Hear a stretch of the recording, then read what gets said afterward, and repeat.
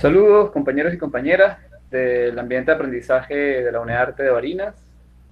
Por aquí José Luis Omaña, grabando este video a partir de una propuesta del profe Arnaldo Erazo.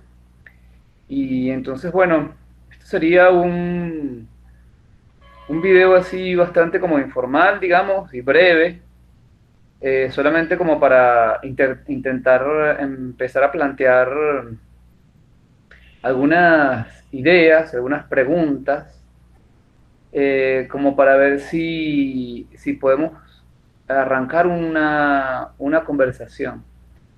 Así que la intención de este video realmente es una intención de invitar a un diálogo. Eh, si bien como vienen planteando gente muy querida como Karina Ochoa, creo que tiene razón cuando dice que lo que estamos haciendo hasta ahora es monólogos. Eh, Creo que va a ser importante, como ella misma hace también, y como pues estamos intentando desde muchos lugares, pues trascender el monólogo y en verdad hacer un diálogo, ¿no? Entonces, eh, esto que voy a plantear ahorita serían como algunos puntos muy generales de una conversación, de muchas conversaciones en torno a este tema, asunto de la estética,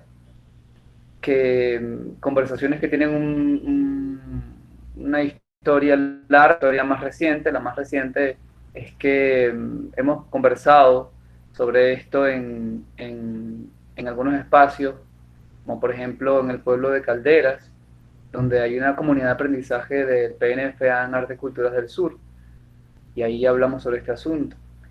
También hablamos en Acarigua, en el contexto también del posgrado de UNEARTES del SECA Acarigua, y ahora en un cursillo que acaba de terminarse por vía WhatsApp, donde también ahí conversamos quizás con más profundidad el asunto, ¿no?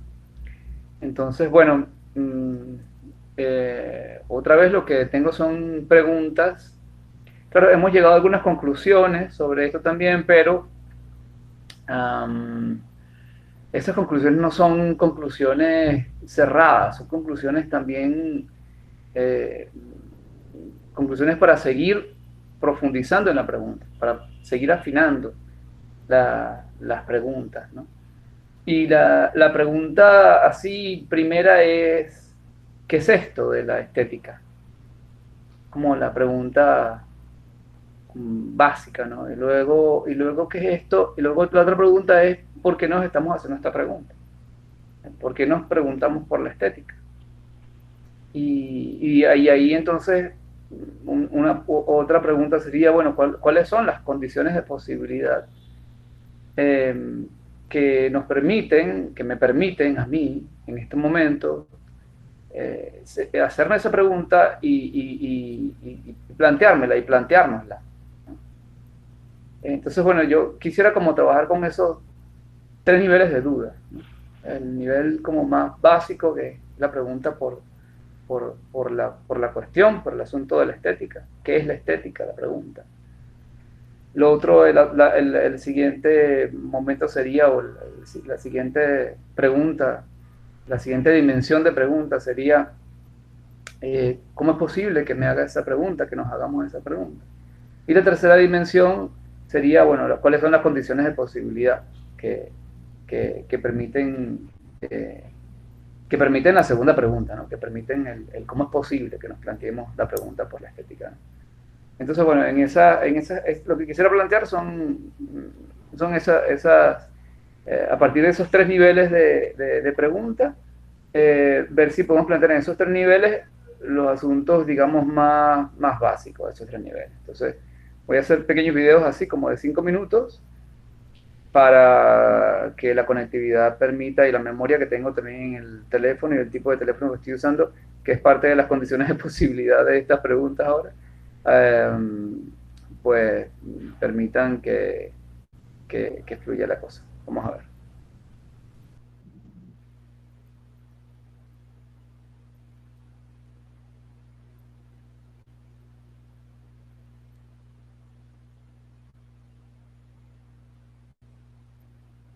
Entonces, la primera pregunta es la más difícil, que es la estética. Entonces, esa pregunta, como no la puedo responder así de una, me lleva a la otra, ¿no? ¿Por qué me estoy haciendo esta pregunta? Por la estética, ¿no? Entonces, esa pregunta la puedo responder bastante. La de las condiciones de posibilidad va a ser más complicado, pero vamos a intentar empezar por la segunda, ¿no? Entonces, yo puedo responderla, pero aquí la nota sería que cada quien la respondiera, ¿no? Y que nos respondiéramos y que conversáramos sobre la respuesta. ¿Cómo es posible? ¿No? ¿Por qué me hago esa pregunta? Entonces te puedo decir que en mi caso personal confluyen dos cosas al menos y que tienen que ver ambas con mi experiencia de vida. Uno, el hecho de haber estudiado una licenciatura en artes y de haberme especializado durante esa licenciatura justamente en estética, en filosofía de las artes. Y el hecho de haber concursado en la Universidad Central de Venezuela por mm, eh, por la plaza de la materia estética. Ahí se estaba discutiendo en ese momento si era una cátedra, no recuerdo cómo quedó al final, porque me fui de ese espacio. Pero bueno, en todo caso ahí yo pues concursé, hice un curso de posición y quedé como docente de esa materia donde trabajé por creo que algo así como 10 años, algo así, ¿no? Entonces esa es la primera respuesta que me doy, la más sencilla, ¿no? Porque sencillamente, bueno, he estado estudiando esto hace mucho tiempo. Ahora, ¿por qué he estado estudiando esto hace mucho tiempo? Y eso va como a las condiciones de posibilidad que hagan, que permitan hacer una pregunta. Ya hay varias razones como que incluso se escapan en este momento de mi conciencia, pero que en definitiva uno pudiese ver desde un punto de vista de la condición mi condición de clase en ese momento, mi condición de criollo racializado, eh, mestizo racializado, masculinizado, perteneciente a eso que se llama la clase media profesional, de familia universitaria, me hace caer por casualidad, porque no había mucha, mucha voluntad clara de mi parte, a estudiar artes en la Universidad Central de Venezuela y luego a que el asunto de la filosofía y en específico por donde entré, que fue por la filosofía del arte, me despertara mucho mi interés, pues, ¿no? Y luego habría que estudiar otras condiciones de posibilidad que hicieron posible, valga la redundancia, que terminara siendo el docente de esa materia en la universidad, que bueno, que en este momento no voy a revisar, requeriría como mucho más espacio para eso, ¿no? No son cosas menores, imagino, y que tienen que ver con mi biografía y con la forma en que opera el sistema de las artes también, la forma en que se estructuran las políticas del sistema de las artes.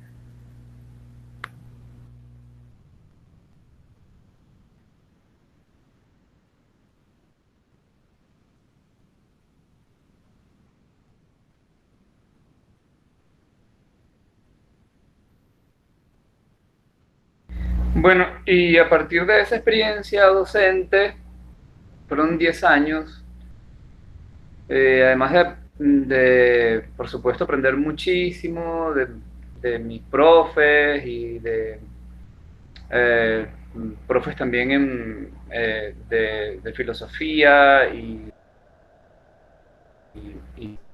eh, poco a poco fue como apareciendo una sospecha en mí, porque a la vez empecé a trabajar en el Museo de Arte Contemporáneo como curador y a la par empecé a hacer una investigación sobre el grupo provisional, que fue un grupo de artistas activos en Venezuela finales de los 90, inicio del 2000. Y, y bueno, entré en contacto con lo que se llama ya el campo laboral de las artes, Yo venía del campo académico, digamos, y ahora entro al campo laboral, y tanto la experiencia del campo académico como me ponen en sospecha, ¿no? Es decir, me parece que me fue pareciendo en esos años que el campo laboral de las artes era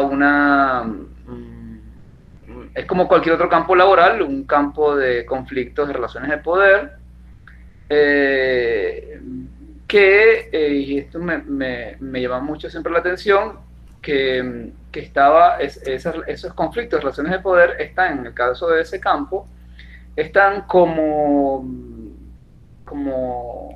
suavizados, como ocultos, como, no sé, como velados quizás, por una serie de como de nociones muy presentes en el sentido común sobre la noción de las artes, ¿no? Sobre lo que se supone que son las artes, ¿no? O sea, es decir, me parecía muy contrastante esta cosa de que las artes se plantean en el sentido común como el lugar de la creación libre de la imaginación, como el lugar de la liberación de la subjetividad, es decir, como un espacio de libertad simbólico, que en la práctica me parecía un espacio donde se reproducían todas las opresiones de lo que en aquel momento llamaba Occidente o del sistema, ¿no? En ese momento lo decían en unos términos muy abstractos, ¿no? Y esa contradicción se me hacía muy evidente y la veía pues como actuando en todos lados, ¿no? Y eso me puso a mí en una situación un poco como iconoclasta, digamos, ¿no? O sea, le perdí como la fe al campo del arte, al sistema a lo que llamamos el sistema de las artes, ¿no? Y un poco también a las prácticas artísticas, ¿no?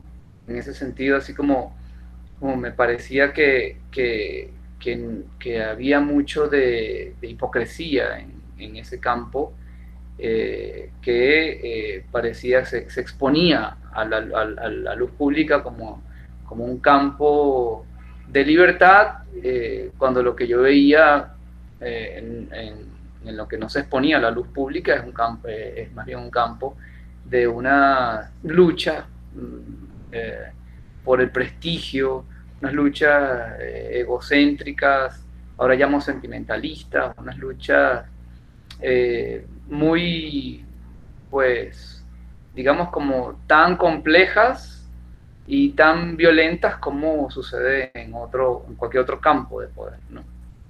Entonces, eso digamos, son algunos de los elementos que me hacen hacerme la pregunta por o responder a la pregunta de por qué me hago la pregunta por la estética, ¿no? Me viene pareciendo desde entonces, desde esos años, estoy hablando de hace 10 años, me viene pareciendo que hay algo sospechoso aquí, en esto, ¿no?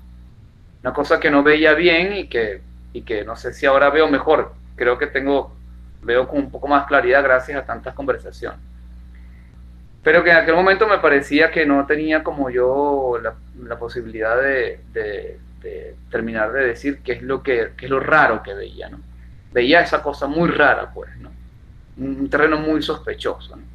Supuestamente el terreno de la libertad y de la creación, pero lo que ese terreno encubría, o que esa supuesta libertad y esa creación encubría, eran cosas, digamos, políticas, éticas, económicas, profundamente violentas, ¿no?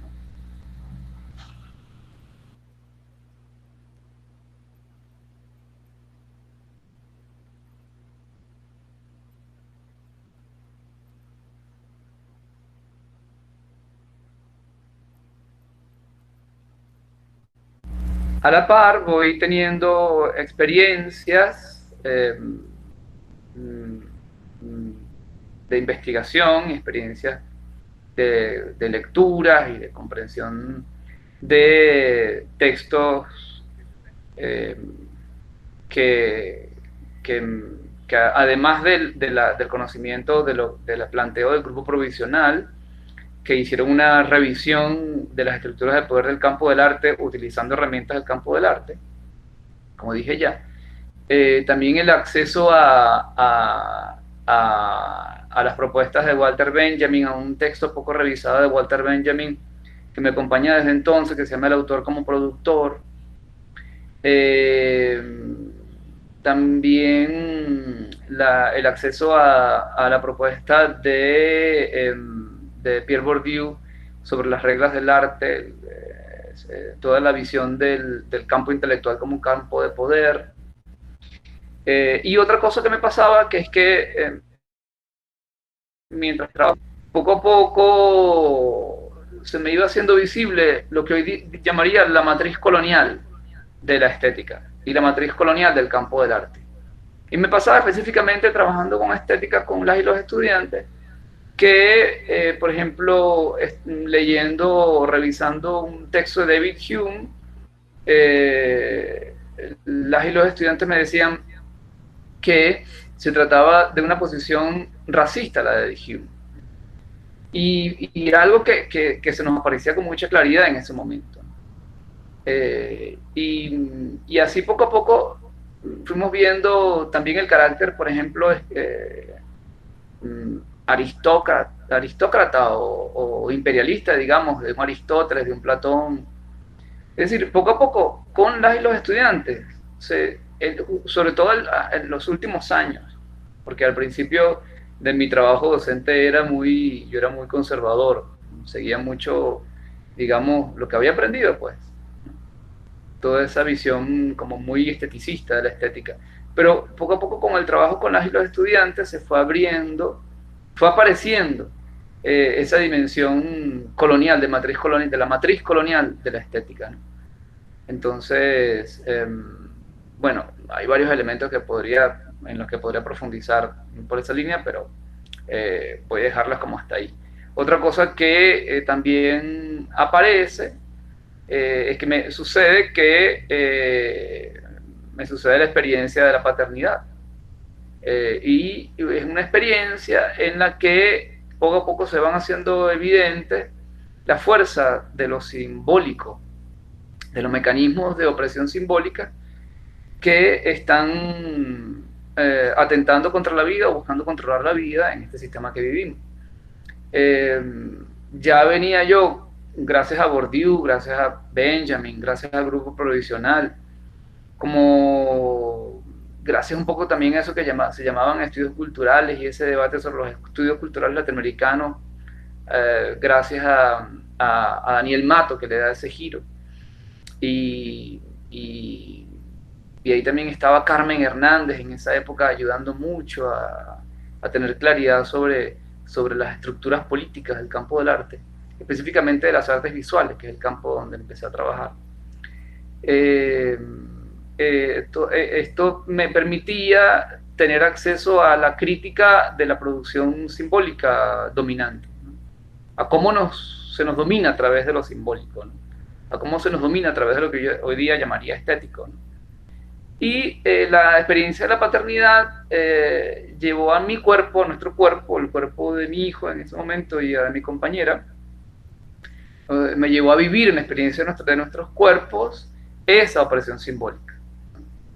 De ahí surgió un texto que fue la mezcla de esa experiencia de opresión de lo simbólico en nuestros cuerpos, en el cuerpo de las crías desde que nacen, en los cuerpos de las mujeres, en todo el proceso de gestación, nacimiento, parto, nacimiento, lactancia, esterogestación, ¿no? Cómo hay mecanismos muy sutiles del mundo de lo simbólico que utilizan herramientas de las artes, de lo que llamamos artes nosotros, del campo de las artes, para activar esos mecanismos de opresión. Entonces surge un texto que digo que es una confluencia entre esa experiencia corporal y el acceso a un texto de Ludovico Silva que se llama la plusvalía ideológica, el plusvalor ideológico, la plusvalía ideológica, que quizás sea uno de los textos que más me ha ayudado a ver esto que estamos viendo en este momento, ¿no? Sobre la estética. Y la plusvalía ideológica me hizo ver entonces cómo en el sistema de las artes se presta, y los artistas también, y esos oficios que llamamos artísticos, se prestan para la producción de plusvalor ideológico, que en resumen sería, o decirlo para decirlo como en una expresión muy sencilla, sería como la capacidad de extraer energía de vida a partir de la explotación de la psique de la gente. Es decir, cómo el capitalismo ha logrado desarrollar mecanismos simbólicos, indirectos, simbólicos porque son como indirectos, porque son mediáticos, ¿no? Mecanismos simbólicos a través de los cuales el capitalismo se reproduce, es decir, reproduce capital, a partir de la explotación del uso, el robo de la energía psíquica, de la energía vital humana, a través de la explotación de la energía psíquica de la experiencia humana, o sea, de la vitalidad humana, de la corporalidad viviente humana. Pero haciendo énfasis, él hace énfasis, Ludovico Silva, en que se trata de una explotación a nivel psíquico, digamos, una explotación psíquica, ¿no? Sabemos que hoy que esa explotación psíquica no es solamente psíquica, es una explotación también material. Es decir, no solamente simbólica en un sentido metafísico, sino que es también física. Y eso lo vivimos muy fuertemente en los cuerpos, pues, nuestros cuerpos de padres y madres jóvenes, digamos, ¿no? Recién siendo, ¿no? Empezando a tener la experiencia de la paternidad y la maternidad.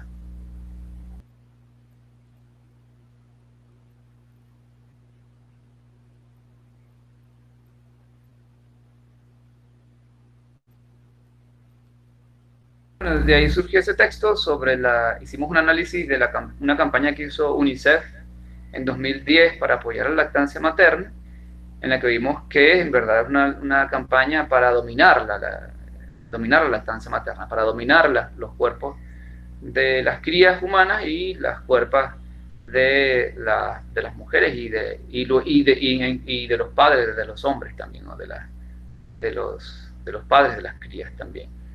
En ese texto hicimos ese análisis, y eso también nos llevó luego a sistematizar un poco mejor nuestra sospecha inicial sobre el campo del arte, ¿no?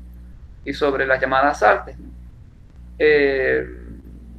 Y lo cual nos llevó también a un texto que hicimos en diálogo con UNEARTE, porque luego yo me voy de la UCB a la UNEARTE y empezamos un diálogo creo que más fructífero y más profundo con estudiantes de UNEARTE y con docentes de UNEARTE en Caracas fundamentalmente, y luego la experiencia en Mérida, pero bueno, esto comenzó en Caracas, que un texto en el que se revisa cómo el campo de las artes, o sea, cómo eso que llamamos nosotros hoy día artes más bien, ¿no? Está organizado por un campo de poder que llamamos el campo de las artes, que es parte del campo intelectual, y que esa organización hace de esas artes herramientas para la reproducción de lo que ya en ese momento empecé a llamar la matriz colonial de poder. Porque hay en esto que estamos viendo, hay un elemento que empieza a aparecer a partir del 2014, 15, por ahí, que es el acceso a la teoría, a los debates sobre las teorías descoloniales, ¿no? Los debates descoloniales. A la par que tenemos acceso no solamente a los debates por la vía de lo que se ha llamado el grupo Modernidad-Colonialidad, sino a toda la producción intelectual y a la acción militante que en los años, que en 1970, que en el año 70 desemboca en el Congreso Cultural de Cabimas, ¿no? Que tiene ese subtítulo contra el neocolonialismo y la dependencia. Entonces, entramos a la teoría de la dependencia, entramos a todo el debate neocolonial que viene planteándose en Venezuela con mucha fuerza en la década del 60, a la que llegamos a través del estudio del movimiento del techo de la ballena, pero que por supuesto el debate que está planteado en el Congreso Cultural de Cabima va más allá del campo de las artes y toca todo el campo intelectual y toca todos los campos de poder, de hecho, ¿no? Y entonces nos da acceso a la noción de neocolonialismo y la noción de dependencia. Y luego entonces eso sumado al concepto de pluralidad ideológica de Ludovico Silva, más lo que se nos aparece gracias a Dussel, Quijano y luego las escuelas descoloniales en Caracas con Karina Ochoa y luego los feminismos descoloniales, más las experiencias desde los feminismos que venimos haciendo aquí nosotros y nosotras en Venezuela, colectivos que estaban trabajando por el cuidado de la vida y la lactancia materna. Todo eso entonces me pone en situación de revisar que eso que llamamos nosotros artes, o sea, lo que ha sido esos oficios que han sido en el siglo XX, que no es antes del siglo XX, llamados oficios artísticos, así sin más, sin apellido, son oficios que no están exentos de reproducir la matriz colonial de poder, ¿no? Y entonces ahí vemos, en ese texto, analizamos cómo,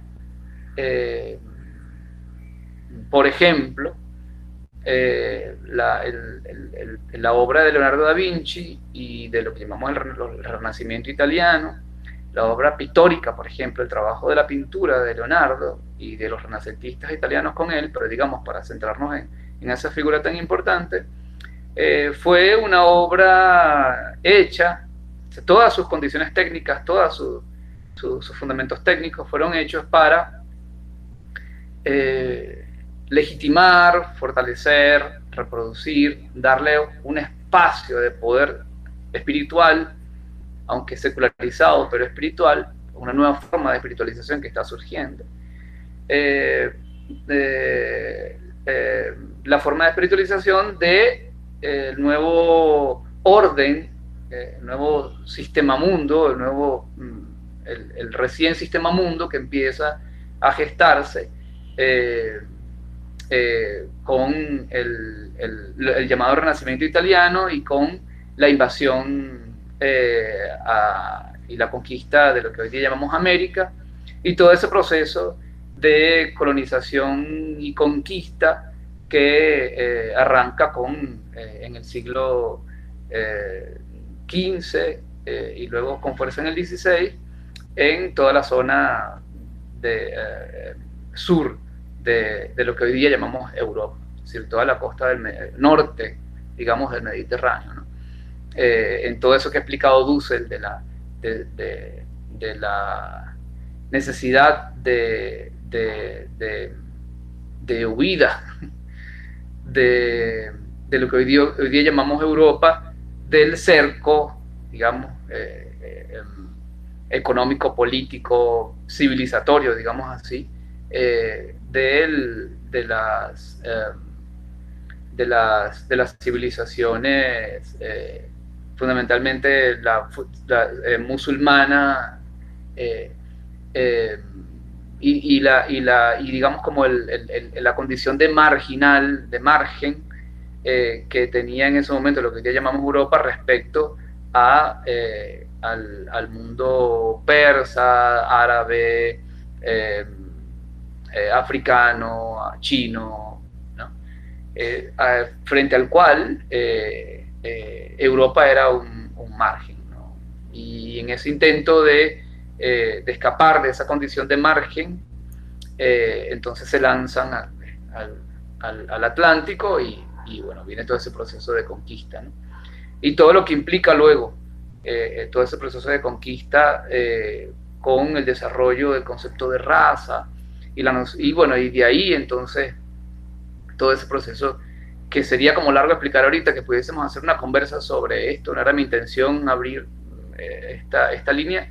Lo que pasa es que uno al abrirla, pues pareciera como que es necesario continuarla, pero voy a dejarla hasta aquí. Bueno, en todo caso, todo ese proceso que hoy día llamamos el proceso de colonialidad, ¿no? de colonización y colonialidad, tal como lo plantea Quijano y luego como se ha revisado por tanta gente, ¿no?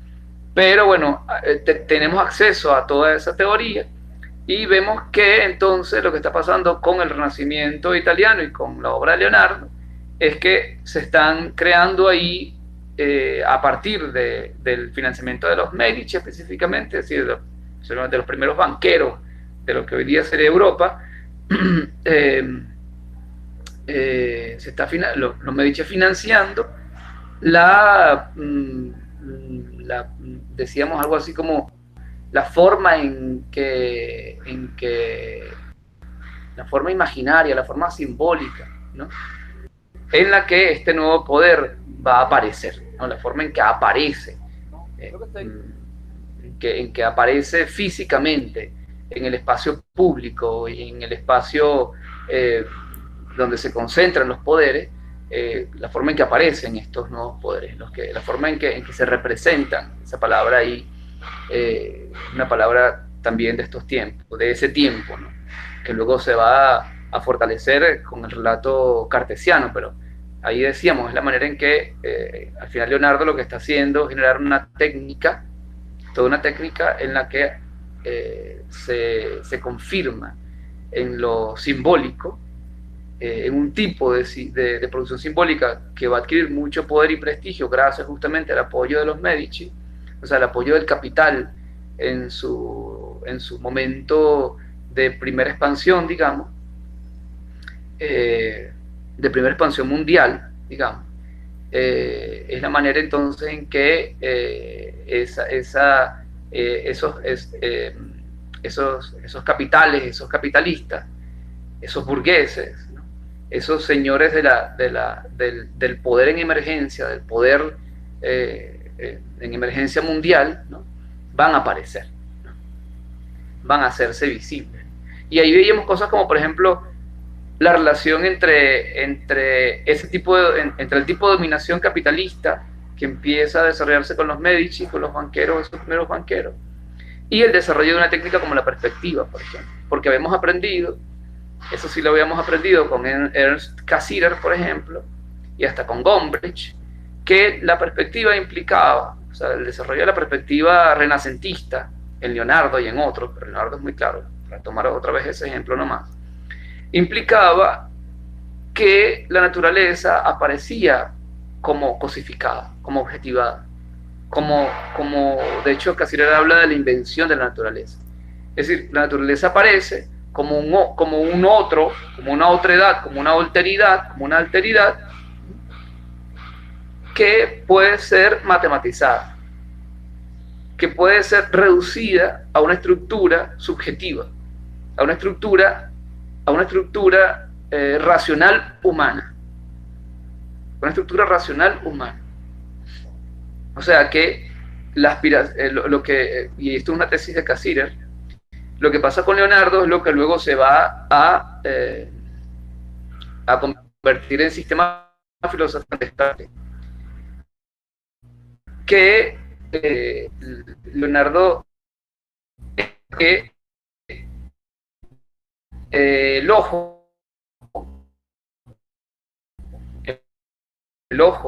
la posibilidad de materializar el espacio. Es lo de Descartes, que pudiésemos ver esto luego.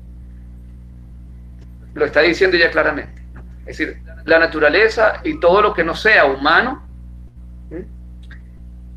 se reduce a la experiencia humana, porque es algo así como que si la naturaleza fuese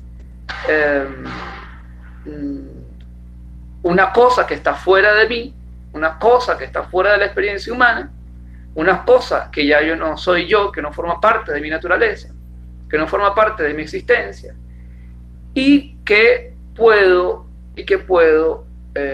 conocer, reducir, atrapar, aprender racionalmente. Y esa es la famosa cuadrícula, y esa es el punto de fuga.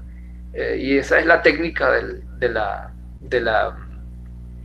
perspectiva. En resumen, obviamente esto es como una cosa cortita que estoy haciendo y veo que el tiempo se me pasó ahí, pero bueno, una cosita más con esto. Otro ejemplo, con Leonardo, y cómo las artes están desde que empiezan a considerarse el tipo de artes que nosotros hoy día llamamos artes, ¿no?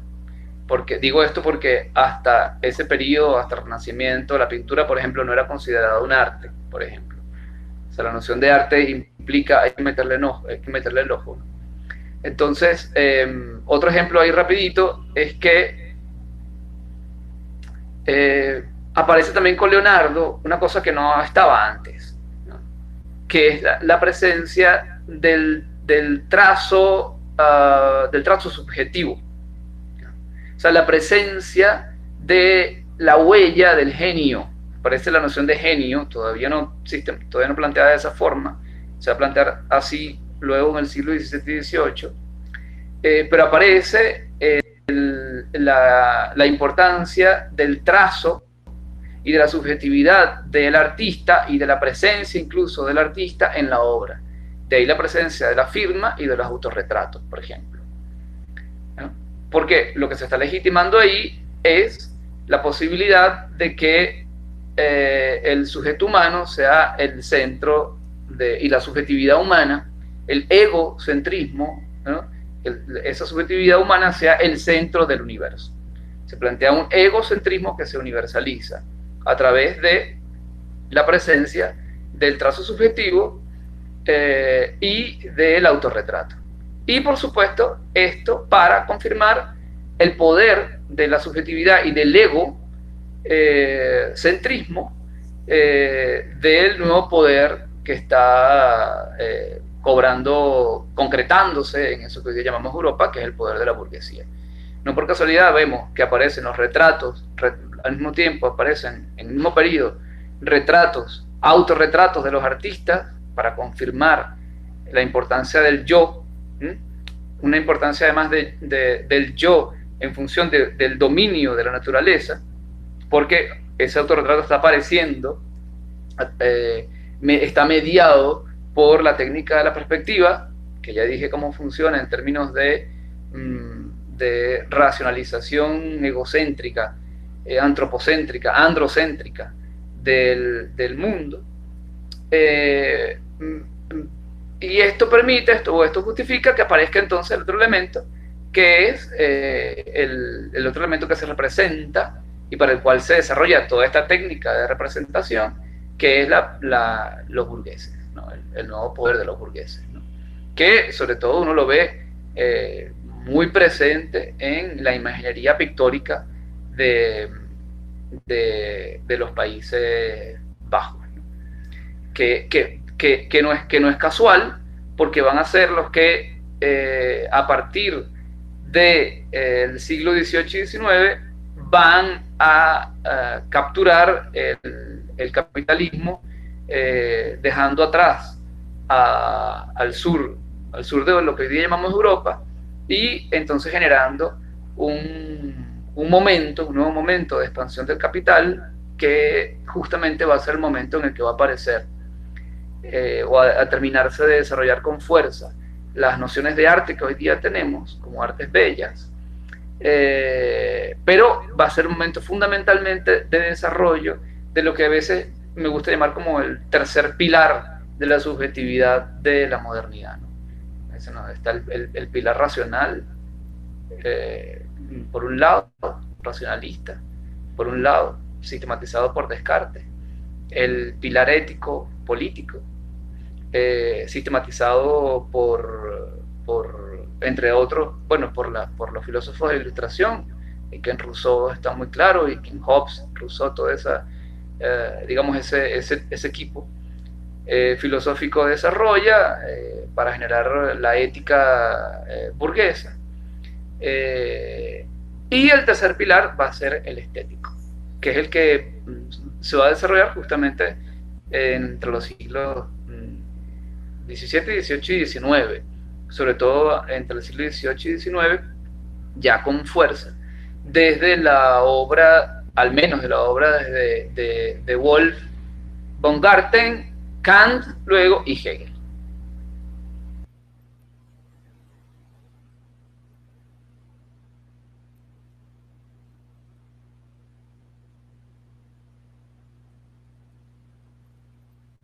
Bueno, todo esto para decir bueno, que estas sospechas sobre estas técnicas que llamamos artísticas o estos oficios que llamamos artísticos, que son siempre considerados como oficios superiores, como oficios como oficios superiores en el sentido de que son como oficios liberados del mal, ¿no? Se supone que son oficios donde el ser humano se libera y tal. Lo que empezamos a ver, y en ese texto lo planteo, ese texto se llama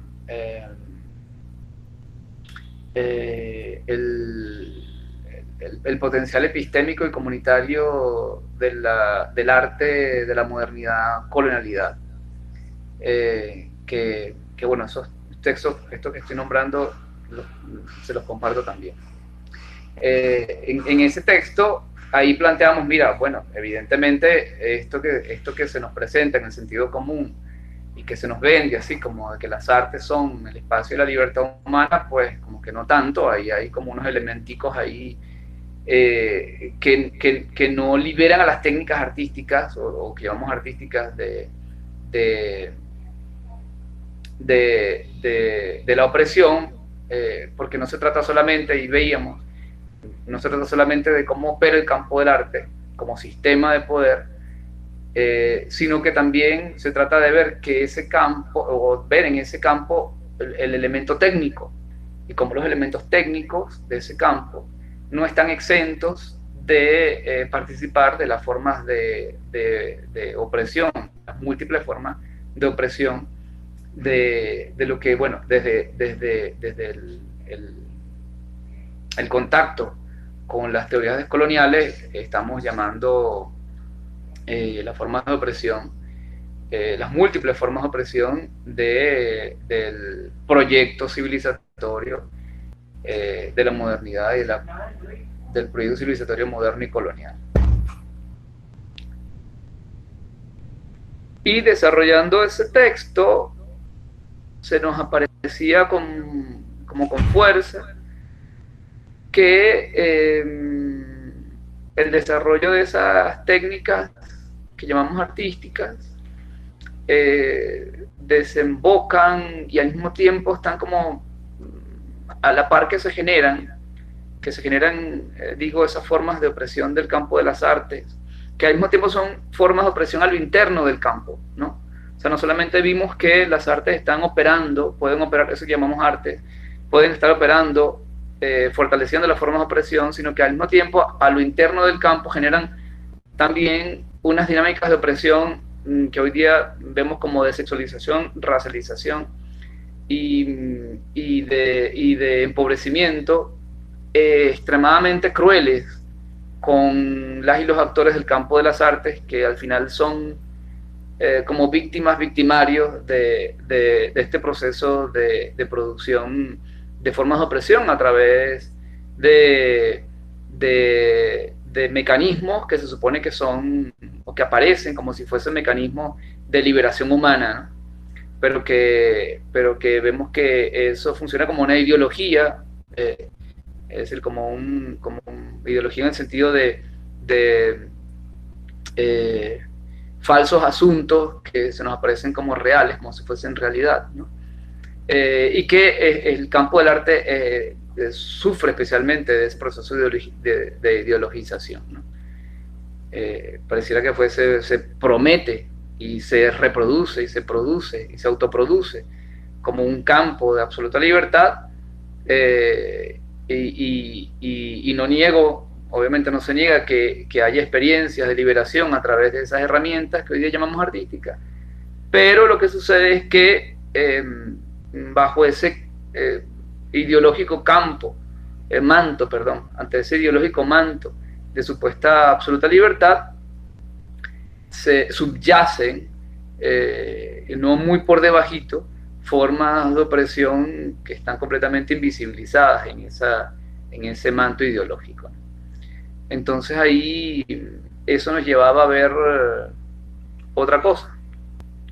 Nos llevaba a ver que son las y los artistas, decíamos ahí, como las primeras víctimas del sistema de opresión.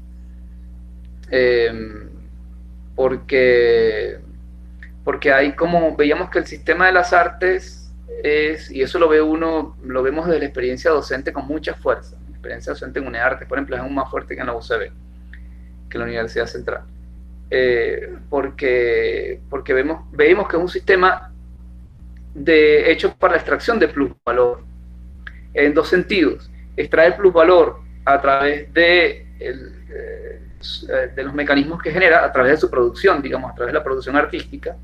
Las y los artistas, mediados por el sistema de las artes, o sea, por todas las industrias de las artes y las industrias culturales en general, las y los artistas generan entonces, son, digamos, las y los obreros de este sistema de extracción de plusvalor psíquico, de plusvalor ideológico, de plusvalor afectivo, de plusvalor en el campo de lo simbólico, pero al mismo tiempo ellas y ellos, ¿no?, son víctimas también. A ellos se les extrae también, no solamente plusvalor psíquico, que sí se les extrae, pero además se les extrae plusvalor, pues, en general, pues, ¿no?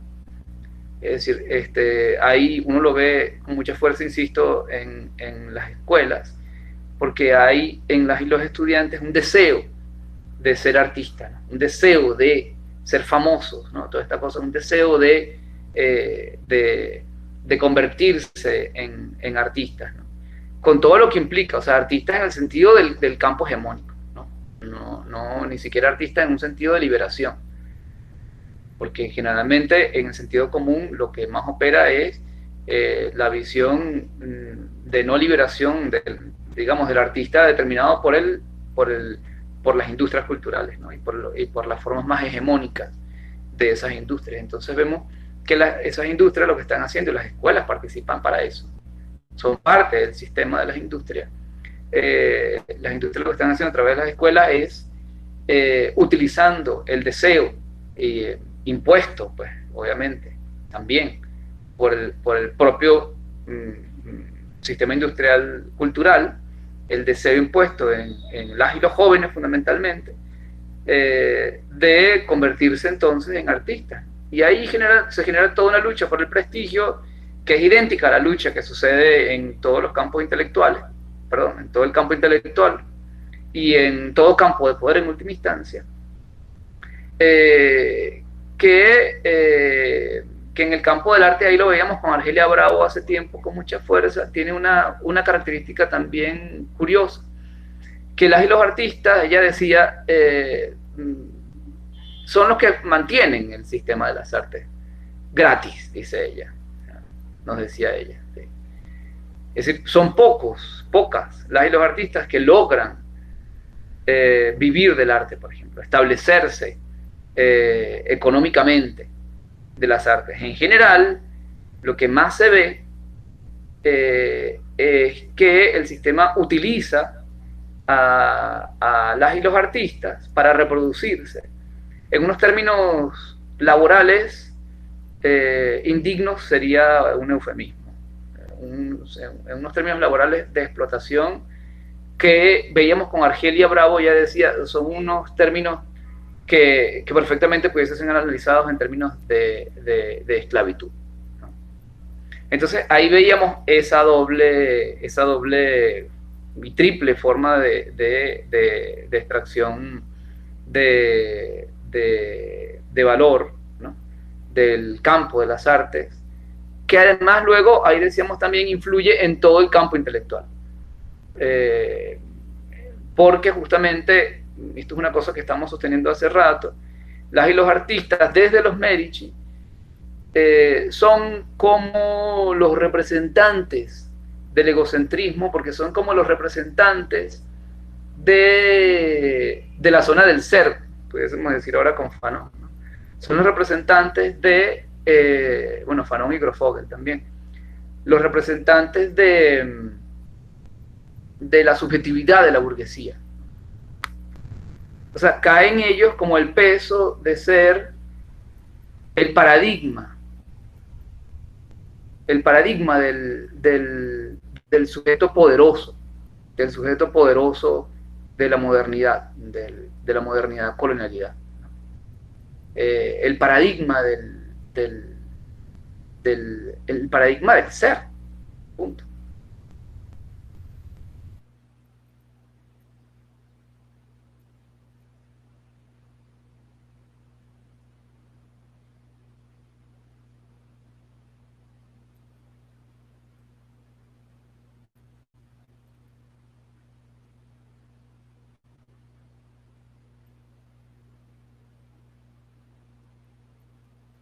Bueno, y todo esto nos lleva a ver entonces que la estética es como... ahí nos hacemos la pregunta, pues, ¿no? ¿Cómo opera la estética para justificar todo esto, en tanto filosofía de las artes? ¿No? Y esta pregunta está atada a otra. ¿Te acuerdas que al principio te hablé de 3 niveles del preguntar que estoy planteando? Y está ese tercer nivel de las condiciones de posibilidad que nos permitan hacernos esta pregunta. Entonces, ese tercer nivel pasa por lo que estamos viviendo en este momento en el planeta y en Venezuela. Y en Venezuela con mucha fuerza. O sea, pasa desde, en mi caso, desde la experiencia de la paternidad, y que es cuando voy cobrando conciencia de cómo hay como mecanismos estéticos que están operando para sabotear nuestra posibilidad de existir bien, nuestra posibilidad de existir con plenitud vital. Y luego viene toda la experiencia de los últimos años de la crisis, de la guerra económica en Venezuela y de la guerra contra el pueblo en Venezuela, contra el pueblo empobrecido en Venezuela, racializado y sexualizado en Venezuela. Y es la experiencia de haber pasado por un momento económico aquí en el país de mucho acceso y de mucha promesa de acceso a la zona del ser, a la zona de los privilegios, de la subjetividad de la modernidad, o sea, privilegios como amoldados, como privilegios como que intentan reproducir, ¿no? Los privilegios nor, euro, blancos, cristianos,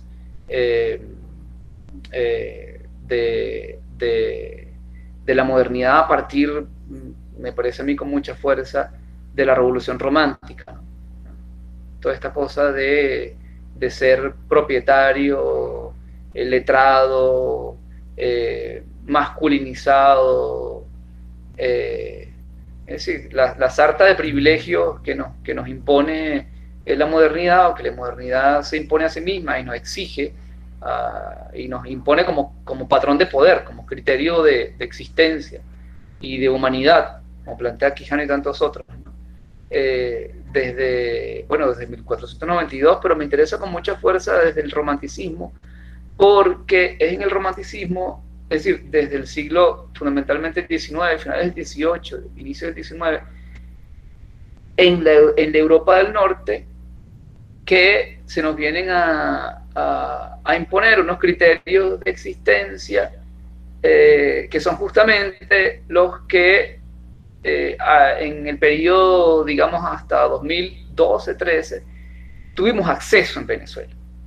O sea, en Venezuela tuvimos acceso a eso que Grof Fogel a partir de Fanon llama la zona del ser. Tuvimos acceso a cumplir el deseo de modernidad, digamos así. El deseo que en otros momentos ha tenido otros nombres, el deseo de progreso, el deseo de desarrollo, ¿no? El deseo de modernidad, el deseo de modernidad colonialidad. O sea, tuvimos acceso a eso. Y así como tuvimos acceso a eso, también en pocos años ese acceso o esa ilusión de acceso también se nos desplomó en nada, se nos desplomó en múltiples escombros que hicieron visible millones de cosas, que hicieron visible la ilusoriedad de esos accesos para nosotros, que hicieron visible nuestra condición de dependencia, de neocolonialismo, de colonialismo, de colonialidad, de sexualización, de racialización, de cristianización, en el sentido en que se empieza a plantear desde el Concilio de Nicea esa palabra. Total que se nos hace visible todo esto. Y yo creo que esa condición de posibilidad, o sea, de estar viviendo en este momento en Venezuela, el fin de la ilusión para mucha gente, obviamente, ¿no? Cada vez para más gente, el fin de la ilusión del acceso a la zona del ser, que se nos vino abajo entonces para mucha gente, eso nos está haciendo visible entonces que uno de los elementos que más nos hizo creer que podemos tener acceso a la zona del ser era un elemento que ahora pudiésemos estar llamando nosotros y que estamos llamando estético. O sea, que la estética, que el proyecto romántico de la modernidad, colonialidad, me gusta hablar como del periodo romántico de la modernidad, colonialidad, el proyecto de ser, de subjetividad, que ese momento de la Europa del Norte tomando el poder mundial, ¿no? De la economía mundial, ese momento que se nos planteaba aquí como ilusión, se nos hizo visible el carácter ilusorio de esa aspiración a ser eso que los alemanes se plantearon como ser, ¿no? Como humanidad, ¿no? Como cúspide de la humanidad entre los siglos XVIII y XIX. Y veíamos que lo que se nos develaba ahí entonces es que se trataba de un proyecto estético. Y ahí empieza una revisión de qué es eso que llamamos estética. Entonces, bueno, fíjate, ¿ves? Estaba hablando de las condiciones de posibilidad. Son esas condiciones de posibilidad. Es decir, que nuestra actual situación, primero, la sumatoria de nuestra situación de una subjetividad rentista petrolera, que llegó a un clímax de inclusión, esa palabra ahí es clave, de inclusión social en el sistema mundo moderno colonial y en la aspiración al ser. Desde el 2008, 2005, 6, 7, 8 hasta el 2012, con mucha fuerza, que nos llevó a una cúspide de esa ilusión de ser, pero que luego nos quitan así como el mantel, ¡pah! Nos quitan el mantel de una, nos hace visible, es lo que puede en nosotros, ¿no? Digamos, la condición de posibilidad de la pregunta por la estética. Y ahora, desde este lugar de enunciación, nos preguntamos, ¿qué es eso que está funcionando con tanta fuerza ahí entre nosotras y nosotros? ¿Qué es esa aspiración a ser, ¿no? Que de pronto podemos ver porque ya no está de golpe, ¿no?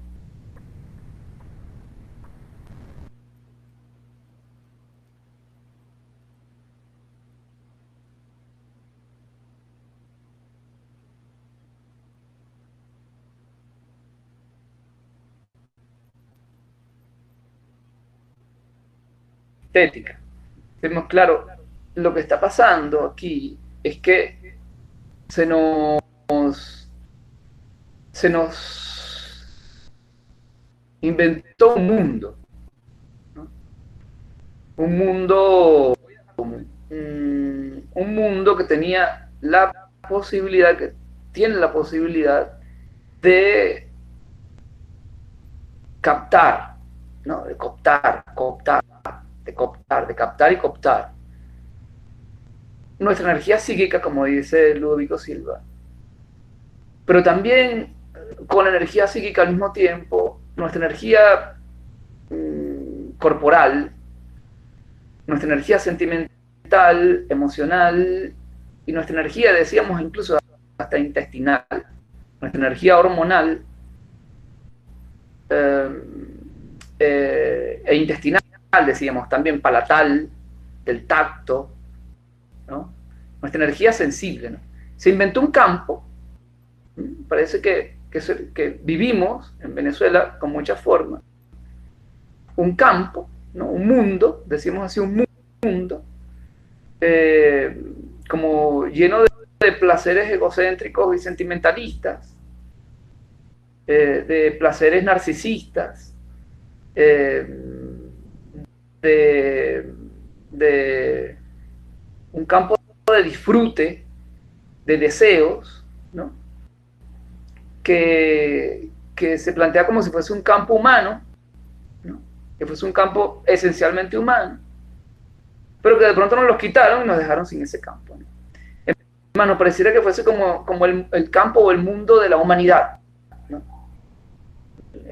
La estética se plantea como, o ese mundo de la estética se plantea como el mundo donde el ser humano se realiza, ¿no? Se nos plantea un mundo en el que tener acceso a la zona del ser a punta de placeres y de deseos y de acceso a una cierta digestión, a un cierto tipo de digestión, a un cierto tipo de experiencia palatal, era la experiencia del ser humano, la experiencia máxima, plena del ser humano. Tener acceso a una noción de cultura, o incluso ahora decimos tener acceso a la cultura, ¿no? Al concepto de cultura, al concepto romántico alemán de cultura, que ahí decimos, yo en estos días he escuchado a Jeroen Koyegumi diciendo que ella no está de acuerdo ya con el concepto de cultura, y estoy de acuerdo con ella, pues. También aquí se viene planteando esto más cercanos de lo que creemos, esta crítica a la noción de cultura. Pero en todo caso, lo que quiero decir es que se nos plantea que el acceso a la cultura es el acceso a la humanidad, el acceso a los museos, el acceso a la música, el acceso al cine, el acceso a la producción audiovisual, el acceso a el estudio de las artes, el acceso a el campo intelectual, ¿no? Se nos planteaba como el acceso a la humanidad, y de pronto se nos quita todo eso, ¿no? Y nos quedamos sin acceso a la humanidad, ¿no? Nos quedamos sin acceso al consumo de las industrias culturales, nos quedamos sin en un sentido muy amplio, ¿no? Nos quedamos sin el acceso a los productos de la industrialización transnacional, ¿no? Y toda la configuración de subjetividad que se implica, toda la configuración de egocentrista, narcisista, euro blanco, patriarcal, ¿eh? Que implica, ¿no? Entonces nos quedamos sin eso, ¿no? Y decimos, claro, es que está clarísimo aquí, porque nosotros seguimos viviendo.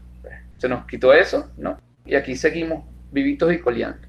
Y vemos que hay un montón de gente que nunca tuvo acceso a eso y que vive, y eso es otro elemento importante en esta discusión, tiene experiencias de plenitud vital mucho más intensas que nosotros que hemos tenido acceso a esa supuesta cultura, ¿no?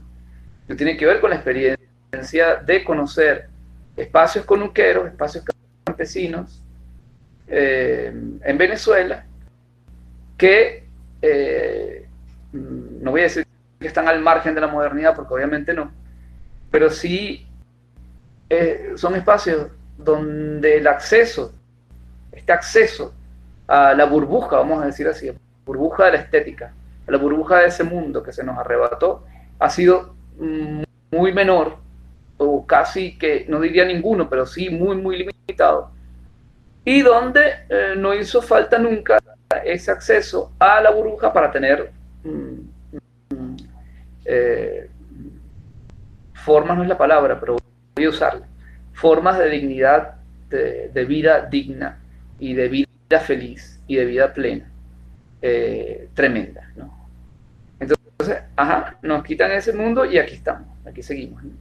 En muchos sentidos, en muchos sentidos seguimos nosotros con la aspiración de que ese mundo regrese. Seguimos nosotros aquí teniendo la aspiración en Venezuela de que ese mundo de ilusión vuelva, ¿no?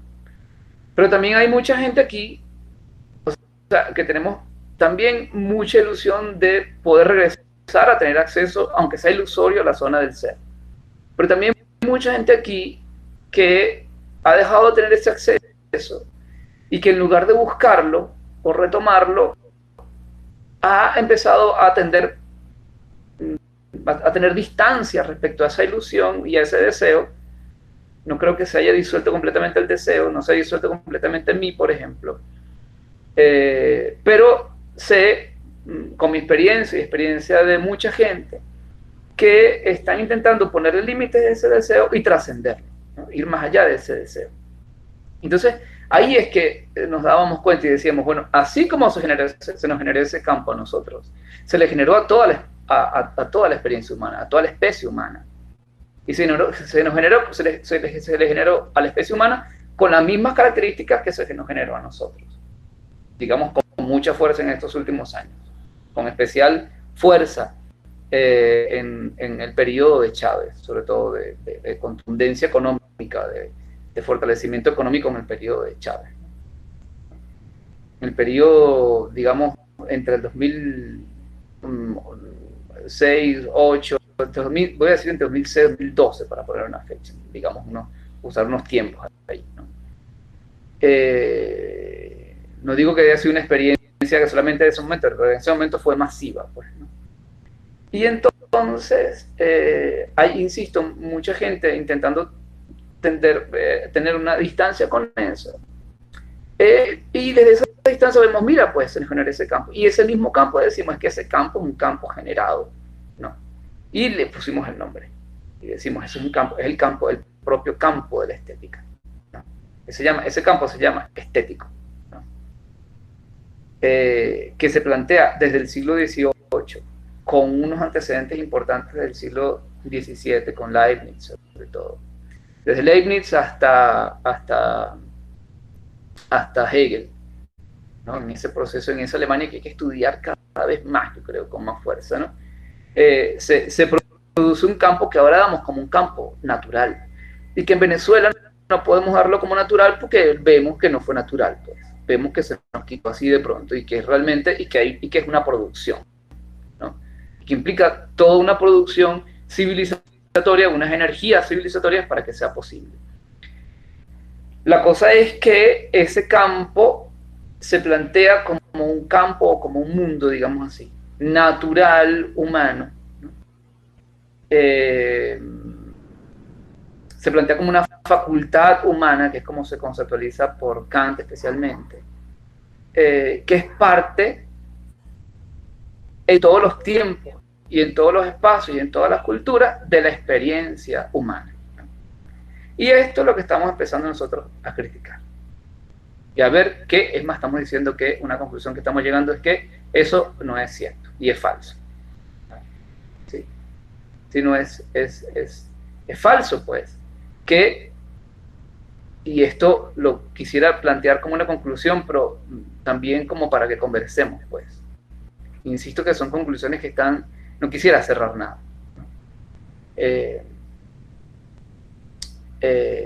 Es falso, estamos diciendo, que lo estético implique una dimensión de la existencia de todos los seres humanos, de todos los tiempos, de toda la cultura y de todos los espacios.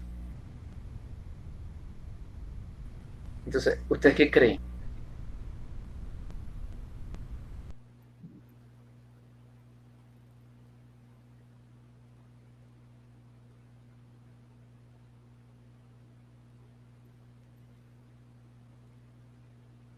Bueno, voy a dejar solamente algunas pistas y cosas que hemos encontrado para para no clausurar la conversa. Por ejemplo, viste, mira, nos ponemos a investigar, es una cosa que he estado haciendo hace mucho tiempo. Y bueno, cada vez creo que estamos, con el poco tiempo que tenemos para investigar y para poder hacer, digamos, como de genealogía del concepto o de etimología, podemos avanzar, hemos avanzado un poquito, creo. Nos hemos preguntado sobre la etimología del concepto, ¿no? De la noción de estética. ¿Dónde viene la noción de estética? Pues, ¿no? Cuando uno estudia filosofía del arte, filosofía, y estudias estética, te dicen, bueno, o revisas cualquier diccionario de filosofía o cualquier libro sobre estética, historia de la estética, o que lo defina, dice, bueno, la palabra viene de aistesis, o aistesis, depende de cómo quieras pronunciarlo. ¿Qué significa, o como quieras escribirlo, perdón, que significa mera percepción sensible. Entonces, me acuerdo siempre que se decía, bueno, mera percepción sensible. Los griegos tenían esa palabra, una palabra griega, que significaba mera percepción sensible. Pero, eso sería un pero, ¿no? Pero eso ya no es así, desde Baumgarten, porque empieza a plantearse como inteligencia de la sensibilidad, empieza a plantearse como un campo específico que termina siendo llamado por Kant como el campo de la estética, ¿no? que es el campo donde se desarrolla la posibilidad de que la sensibilidad tenga como un espacio de poder, ¿no? Frente a los otros dos espacios de poder que ya estaban establecidos, que se estaban terminando de establecer en ese momento. Estoy hablando del siglo XVIII, el campo de poder de la razón, de la racionalización, de la razón, de la razón racionalista, ¿no? Egocéntrica, sistematizada por Descartes, política y de la ética, que el mismo Kant va a sistematizar en la crítica de la razón práctica, y que viene de toda la experiencia de la Ilustración, de Diderot, etc., que hacen posible el derecho burgués, ¿no? En última instancia. Que viene obviamente de Maquiavelo, etc., ¿no? Entonces, eso se nos dice, ¿no? Viene de ahí, pero eso se transformó. Eso ya no es así. Ahora no solamente es percepción sensible, sino que es inteligencia de la sensibilidad, ¿no? Una forma de estar en el mundo. La estética es una facultad humana, dice después Kant. La facultad que permite, que es diferente de la razón y de la ética, esta es la facultad que permite dar cuenta. Para Kant es interesante porque dice, me parece Kant que es clave, o sea, me parece más importante ahí para poder entender esto, que es la que da cuenta de, como que algo así como de la profunda y esencial condición de libertad de las otras dos facultades, de la facultad de pensar y de la facultad de juzgar el bien y el mal. Es lo que hace posible, es lo que hace evidencia, lo que hace evidente que la razón y la ética que desarrolla la modernidad están basadas en ese principio que es tan importante para la modernidad, que es el concepto de libertad. De libertad de quien piensa o de quien actúe. Si bien obviamente Kant no va a plantear que la razón es libre, ¿no? Porque está determinada por las leyes de la naturaleza, que son leyes racionalistas, por cierto, están planteadas como leyes racionalistas, como leyes prácticamente de la razón humana. O que describen la experiencia de la razón humana. Kant va a decir, bueno, pero el que piensa, el que juzga, el que juzga la verdad, que es el que piensa supuestamente, va a actuar libremente. Su fundamento de actuación, la actuación del juicio, es la libertad pura. Y eso se le hace visible a Kant cuando analiza la estética. Dice, es que en el juicio estético, en eso que empieza a llamarse juicio estético, es donde se hace evidencia, donde se hace evidente, el carácter libre de la facultad de razonar y de la facultad de juzgar el bien y el mal. Esto obviamente entiendo que necesita como un seminario. Estoy prometiendo un seminario de esto, no sé, hace mucho tiempo con mucha gente, pero bueno, ¿qué es lo que iba? Se me fueron muchos minutos hablando de esto. Solamente como para dejar una pista, decía, ¿no? Entonces la etimología, te dicen eso, va. Pero vamos a los griegos. Y resulta, profundizamos, hay un par de textos ahí que nos han permitido ver esto. Profundizando vemos que para los griegos, aistesis significa percepción sensible solamente desde Platón. Y digamos que Platón es como uno de los griegos más jovencitos, digamos así. Esto, un paréntesis ahí importante. En esta búsqueda de la etimología, a donde uno llega cuando revisa los diccionarios etimológicos, que significa el origen, la genealogía de las palabras, uno busca estética y dice, estética viene del griego aistesis. Yo he buscado mucho tiempo diccionarios de etimología griego, de la lengua griega antigua, y hasta donde se llega, dice, bueno, aistesis tiene raíz indoeuropea, y se hace la descripción de los, ¿cómo es que se dice eso en lingüística? Se me olvida, de aquello que compone la palabra, pues, ¿no? No me acuerdo, de los fonemas, pero de los elementos que componen la palabra, voy a decirlo de esa forma. Por favor, un lingüista que me ayude. Entonces, hasta ahí llega, pues. Aistesis del indoeuropeo, tal, ¿no? Listo, ¿no? Se descompone fonéticamente la palabra y dice, esto es indoeuropeo, más nada, ¿no? Eso, bueno, ya, después que entramos, esto siempre me pareció sospechoso, pero una vez que entramos en contacto con el debate descolonial, con la historización, con la historia, el tipo de historia, la historiografía que genera Dussel sobre Grecia, y luego también la historiografía que hace Martín Bernal en Atenea Negra de Grecia, nos pone extremadamente en sospecha. Luego conseguimos a un filósofo que se llama Molefi Kate Asant, que es un panafricanista que vive en Estados Unidos, que él dice, mira, ¿sabe qué pasa? Es que ninguna de las palabras griegas son griegas. Esto también lo dice Martín Bernal y Dussel de alguna forma también, ¿no? Porque Grecia era lo que llamamos Grecia nosotros hoy día, era en principio una colonia egipcia. Es una colonia egipcia, y todos los griegos, eso lo vemos en todos los registros de los griegos, de todos estos filósofos griegos, incluso en los presocráticos, dicen, todos fueron a estudiar a Egipto, todos fueron a estudiar a Egipto, ¿no?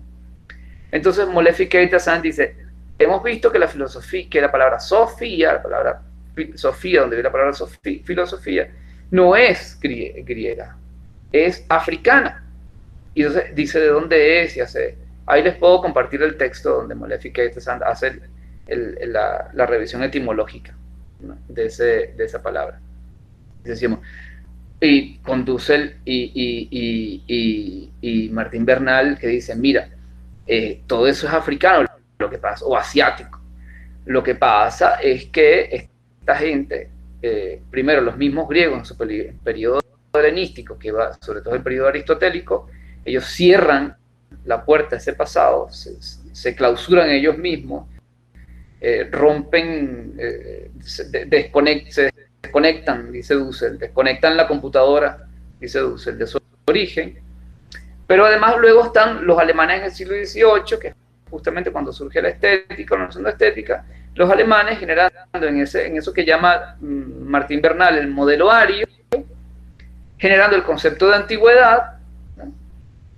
y generando el mito indoeuropeo de Grecia, como si Grecia fuese, que esto es lo que implica el modelo ario de la historiografía de la Grecia helenística y prehelenística, ¿no? que supuestamente esa Grecia es de origen indoeuropeo, ¿no? O sea, se niega el origen africano de Grecia, el origen negro de Atenea, ¿no? Como dice Martín Bernal, ¿no? Y se privilegia solamente, o se habla solamente de ese origen indoeuropeo. Entonces, con esa sospecha, ¿no? Esas sospechas nos permitieron ir empezar a pensar entonces que la palabra estética no es indoeuropea, pues, ¿no? Ahí nos quedamos en esa búsqueda, pero luego vemos que el concepto de estética como percepción sensible, que es el concepto que más toman, que el único que toman los alemanes en el siglo XVIII para redefinir la estética, realmente yo estoy diciendo para crear la estética, ¿no? Como la conocemos hoy día, ¿no? Porque antes no existía la estética, este es el punto, ¿no? Existía la palabra, pero se utilizaba de una forma muy distinta como empiezan a utilizarla los alemanes, como concepto, como categoría, ¿no? Tampoco significa, solamente en ese momento griego que los alemanes tanto citan, tampoco significa percepción sensible.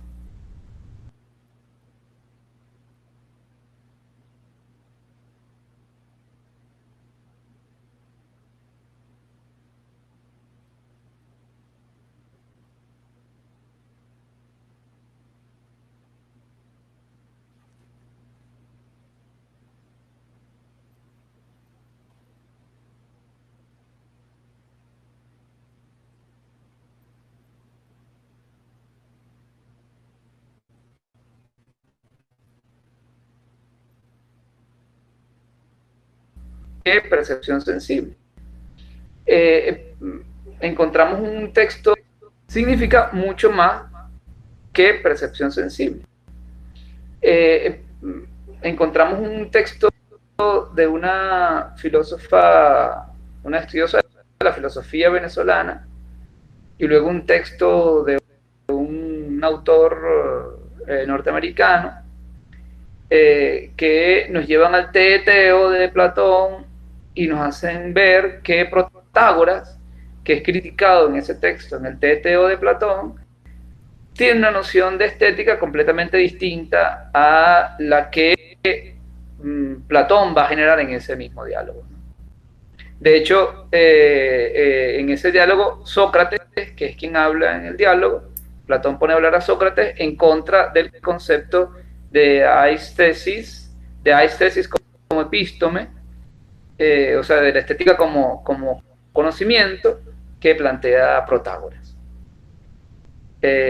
Y que incluso vemos que el mismo Platón, en otros momentos de sus diálogos, cuando utiliza la palabra aistesis, la utiliza también de otra forma que no significa percepción sensible.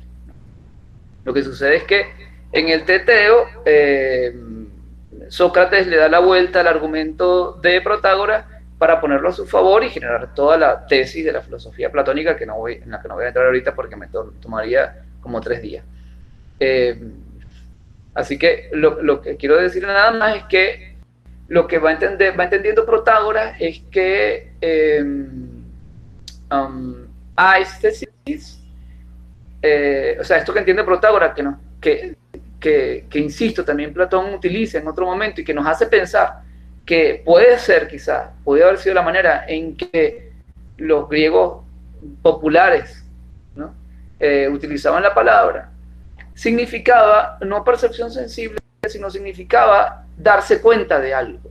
Y no se planteaba como una facultad humana, nunca fue, ni siquiera Aristóteles ni Platón hicieron un tratado sobre sobre la aistesis no era tan importante, de hecho, como para hacer un tratado. Cuando empieza a trabajarse más la aistesis es en el periodo aristotélico y posaristotélico, cuando empieza a revisarse, empiezan los estudios de botánica, por ejemplo, entre los griegos y los latinos, pero tú no encuentras en Platón un tratado sobre aistesis, por ejemplo, ¿no? Porque la palabra no era una palabra tan importante como empezar a ser para los alemanes, porque lo que estamos viendo es que para los griegos más bien era la descripción de una cualidad de acciones humanas. Y pudiésemos decir, lo estamos diciendo ahí, una cualidad de cualquier acción humana. Tanto la acción de sentir o de percibir con los sentidos, como la acción de transformar la naturaleza, por ejemplo, a través de técnicas, o sea, la acción de trabajar, la acción poética, la acción de hacer una mesa o de hacer una tragedia, ¿no? O la acción de gobernar, es decir, estaba en cualquier acción, en cualquier arte, en cualquier techné, ¿no? Y daba cuenta de una cualidad de esa acción, la cualidad de darnos cuenta, ¿no? De lo que va apareciendo en el proceso de ejecución de esa acción o de esas acciones, ¿no? Entonces, como que el artesano, por ejemplo, el carpintero, mientras va haciendo la mesa,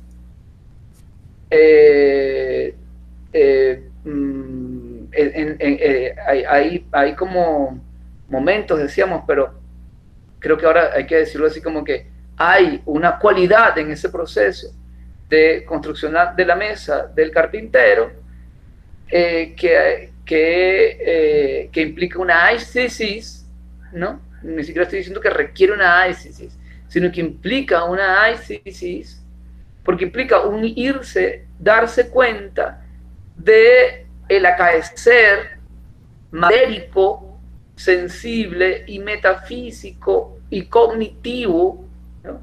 Del proceso de construcción de la mesa, de la relación con la materia, con lo material y lo no material, lo subjetivo, objetivo, con todo lo existente, ¿no? Que está haciendo posible la construcción de la mesa. Entonces, pareciera que para los griegos la palabra quería decir algo así como darse cuenta, ¿no?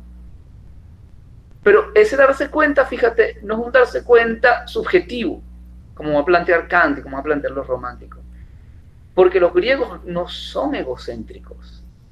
Si algo tienen los griegos es que no eran egocéntricos.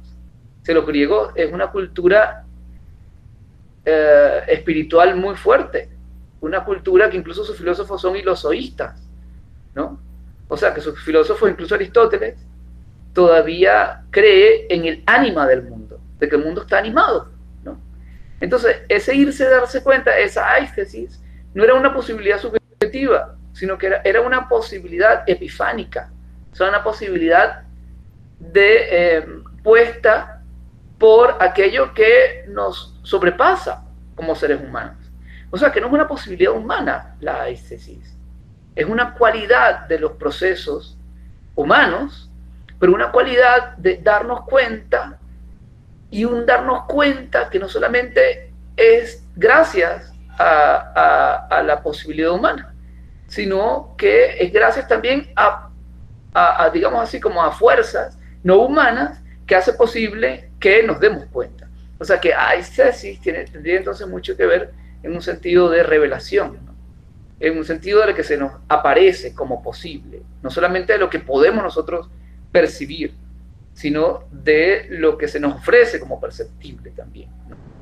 Sí, porque implica esto un concepto de percepción que no es subjetivo, ¿no? Un concepto de percepción en el que hay otros poderes y no solamente humanos actuando ahí.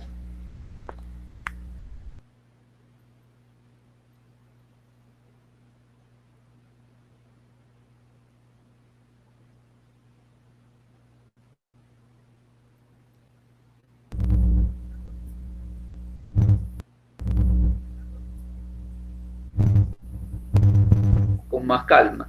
Para terminarlo aquí, la pregunta que nos hacemos entonces, si esto es así, por qué los alemanes toman este vocablo griego, lo sacan de su contexto, vocablo que también fue utilizado por los latinos, por cierto. Es decir, hasta por los monjes medievales fue utilizado, de otra forma completamente diferente que los alemanes. ¿Por qué toman ese vocablo griego? Se quedan con la partecita que les interesa de Platón, de percepción sensible, y de ahí generan toda una estructura, ¿no? Un campo, un mundo de poder que implica una supuesta facultad humana, la existencia de una supuesta esencia humana, estética, facultad humana estética. Y desde entonces empezamos a decir que eso existe y que eso es así, que es natural para todos los pueblos, en todos los tiempos, en todos los espacios. Lo que nos viene pasando es que, como nos quitaron el mantel de la mesa de pronto, así, como un mago, y la mesa se quedó sin mantel, ¿no? Y vemos que la mesa sigue ahí bien, pues, ¿no? Están las cosas ahí, no se han caído, no todas se han caído, ¿sí? Vemos que podemos vivir sin el mantel, podemos decir, entonces puede ser que ese mantel se ha producido, ¿no? Y así como vemos eso, una vez que le quitamos el mantel alemán al concepto de estética, vemos que no es necesariamente una tal dimensión humana trascendental, esencial, de toda la especie, en todos los tiempos, en todos los espacios.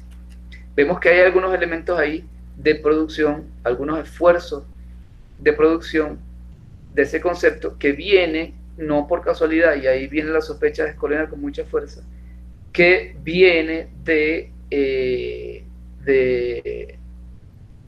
un momento en el que eso que llamamos Europa está terminando de consolidarse, está mudándose su poder del sur al norte, está emergiendo eso que llamamos la industrialización, se está globalizando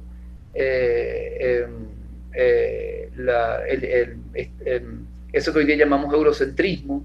El eurocentrismo se está haciendo global, y todo esto sucediendo, bueno, está la burguesía, hace la revolución, las bellas artes están establecidas como campo, el